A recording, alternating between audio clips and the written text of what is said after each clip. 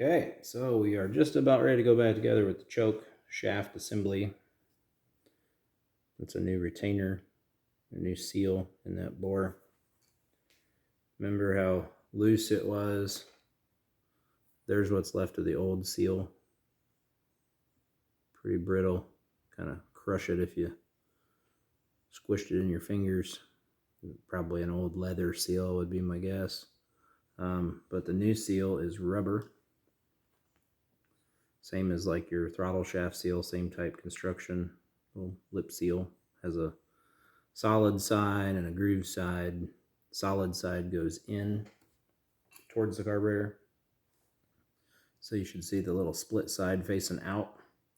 That's so when vacuum is drawn through your carburetor, that inner lip will seal up on the choke shaft. If you have it the other way, it won't make a seal. It'll just keep sucking air through there.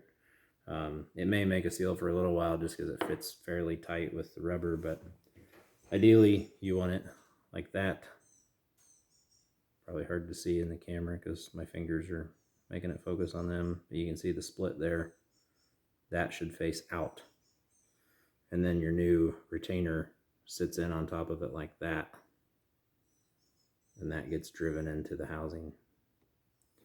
I just use the back of a socket to sit on there and drive it in.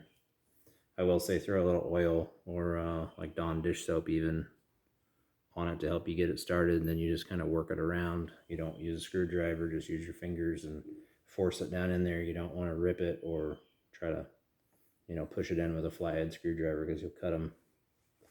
So anyway, now this thing is ready to go back in. Give it a little bit of oil. And just kind of gently work it through that new seal. There you go. I'll have to pull it back out and put the spring on, but you get the idea.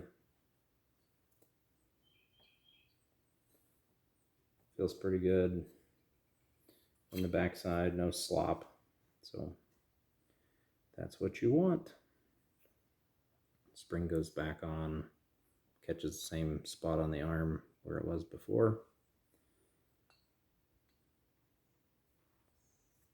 Same process, working it through the seal. Just turn it a little as you go so you don't cut it.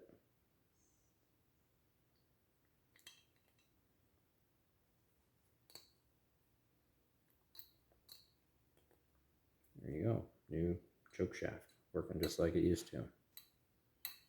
Only no slop in the seal this time. So I will reassemble this little guy. I took it out, cleaned it all up.